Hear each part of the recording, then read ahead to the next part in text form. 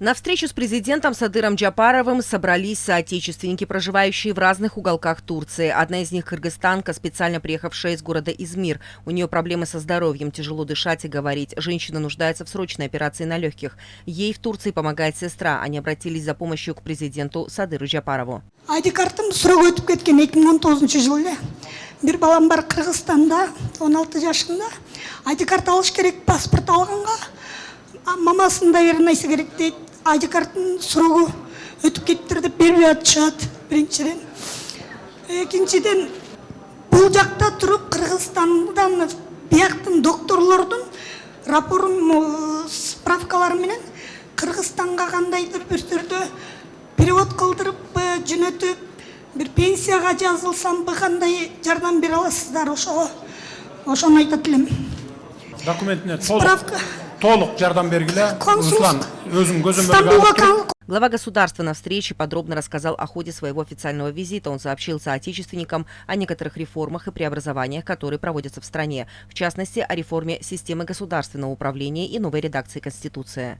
Кыргыз Республикасынын Конституциясынын жаңы редакциясы элдин тандоосуна коюлуп, 11 апрелда. Уверен, что новая Конституция успешно послужит интересам нашего народа и будет способствовать дальнейшему эффективному развитию Кыргызстана. Мы не побоялись поднять и экологические вопросы на руднике Кумтор. Хочу также отметить, что усиление защиты прав и законных интересов наших граждан, мигрантов за рубежом, облегчение условий их пребывания за границей и другие вопросы всегда в моем сердце. В первый день вступления в должность президента я подписал 5 указов, одним из которых стал указ о принятии мер, направленных на улучшение миграционной ситуации, а другой о порядке репатриации в Кыргызскую республику тел граждан Кыргызской республики, которые скончались за рубежом. При этом было отмечено, что тарифы на консульские услуги по оформлению документов представительства Кыргызстана за рубежом снижены до 80%. Оформление справки о возвращении в Кыргызстан осуществляется в электронном формате и сразу выдается гражданину при приеме, тогда как ранее на это уходило более 3 дней. Кроме того, граждане за рубежом имеют возможность получать документы социально-правового характера от государственных органов Кыргызстана в электронном формате. Кыргыз жарандары көп жайгашкан жерлерде дипломатиялык жана консулдук мекемелерди кеңейтүү боюнча иштер жүрүп жатат. Сегодня ведется работа по открытию Генерального консульства Кыргызстана в Анталии. Продолжится работа по расширению дипломатических и консульских представительств в районах с большим количеством граждан Кыргызстана. Также хочу вам рассказать об инициативе Меккенкарт. С целью развития новых производств в Кыргызстане и реализации инвестиционных проектов установлен специальный налоговый режим. Также планируется разработать инструменты для мотивации трудовых мигрантов и создать условия для инвестирования в национальную экономику. Кыргызстанга кайтып келген эмгек мигранттарыбызды укуктук калыбына келтирүү максатында жүрүп жатат. Особое внимание будет уделено регулированию правового статуса соотечественников, которые получили иностранное гражданство, а также созданию условий для их возвращения, проживания, обучения и медицинского обслуживания. Также планируется упростить процедуры повторного приобретения гражданства Кыргызстана. Президент напомнил, что функции Государственной миграционной службы в сфере внешней миграции переданы Министерству иностранных дел Кыргызстана, что поможет и повысит оперативность решения ряда вопросов трудовых мигрантов. В настоящее время в Турции проживает более 30 тысяч граждан Кыргызстана, из них более 2500 студенты. Глава государства рассказал о мерах по поддержке соотечественников за рубежом и работе, проводимой по облегчению их пребывания в Турции. Также и в правительстве Турции в отношении кыргызстанцев ведется работа по следующим направлениям. Пересмотрены правила и стоимость оформления разрешения на работу для граждан Кыргызстана в Турции. Отменены оплаты разрешения на работу за счет заявителя. В настоящее время разрешение оплачивается прямым работодателем в Турции. Полная стоимость пакета документов для работы в Турции теперь составляет $80 США вместо прежних $283. Те, кто работает в безвизовом режиме, могут легализовать свое пребывание в Турции, не беспокоясь о выезде и повторном въезде в страну. Для этого им необходимо получить справку от турецкого работодателя, после чего они получат разрешение работать в Турции. Если срок пребывания истечет, он будет оштрафован. Также 1 ноября прошлого года вступило в силу административное соглашение между двумя странами, согласно которому предусматривается установление равных прав граждан двух республик в области социального и пенсионного обеспечения. Таким образом, с 1 ноября этого года граждане Кыргызстана смогут обращаться в компетентные органы Турции для получения пенсии за счет своих страховых взносов. Главное – официально заключить трудовые договоры с работодателем. Глава государства поблагодарил соотечественников, которые в прошлом году оказали поддержку родине в период пандемии, а также внесли вклад в восстановление населенных пунктов, пострадавших в ходе событий на кыргызско-таджикском участке госграницы в Баткенской области.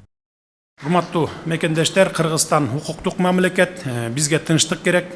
Дорогие кыргызстанцы, нам нужен мир. Кыргызстан – правовое государство. Кыргызстан строго придерживается всех международных соглашений и будет продолжать это делать. Хочу подчеркнуть, что братская Турция хорошо относится к нам, как к тюркоязычной стране, и проявляет инициативу по оказанию помощи в строительстве поврежденных зданий в Баткенской области.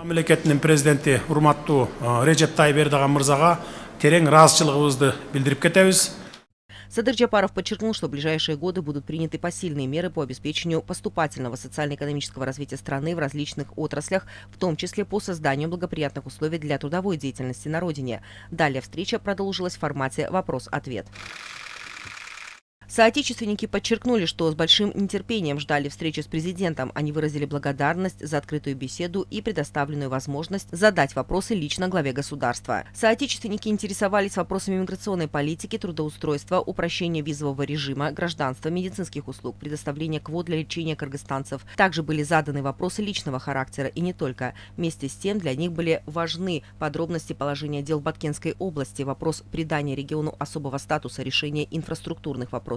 Президент и члены официальной делегации подробно ответили на все заданные вопросы. В ходе встречи глава государства дал ряд конкретных поручений руководителям задействованных госорганов, отметив, что Кыргызстан будет принимать необходимые меры по защите прав соотечественников за рубежом с использованием всех имеющихся двусторонних и международных механизмов.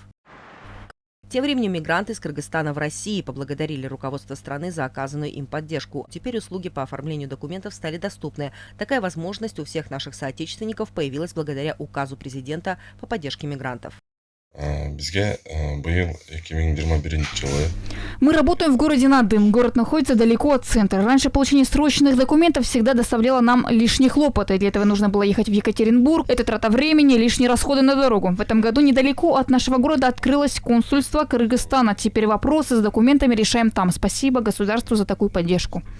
Теперь родственники умерших за рубежом кыргызстанцев имеют возможность получить единовременную выплату для покрытия расходов на репатриацию тел как на территории Кыргызстана, так и в дипломатических и консульских учреждениях.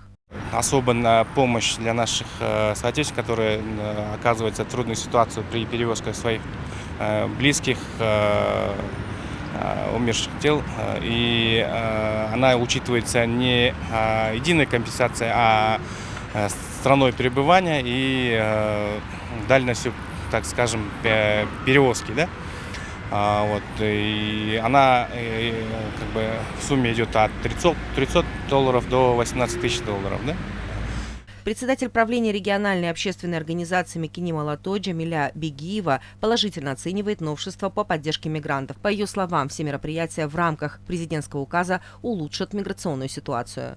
Биздин мигранттарга ушундай жетишерлик, ушундай баягы мигранттар акча таап атат. Мына Баткен убагында көрдүм. Проживая в любой стране мира, наши соотечественники переживают за свою родину и помогают ей. Например, они отправляли гуманитарную помощь в Баткенскую область во время конфликта на границе. Все мы знаем, что мигрантам тоже нелегко. Учитывая всю ситуацию, наше государство должно оказывать поддержку и помощь. И будет хорошо, если руководство страны обратит на это внимание. Вручит, например, благодарственные письма.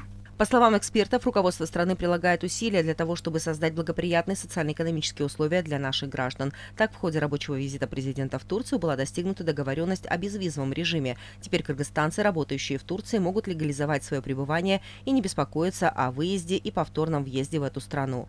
Был важен момент – это упрощение взаимных поездок наших граждан двух стран. Например, в частности, продление срока безвизового режима. есть предварительные понимания, но по этому вопросу еще нужно работать теперь на уровне двух миграционных служб двух стран, Министерства иностранных дел. Отметим, что президент обязался улучшить жизнь соотечественников и вернуть их на родину. В этой связи один из 5 первых указов Садыра Джапарова принят для стабилизации миграционных процессов, смягчения и минимизации негативных последствий миграции. Глава государства эту проблему отметил и во время инаугурации. Он обещал, что рабочие места будут создаваться дома, в Кыргызстане. Юлия Ценко, Акмер Нурдинова, Рескельди Кукульбеков, ЛТР. Итоги недели.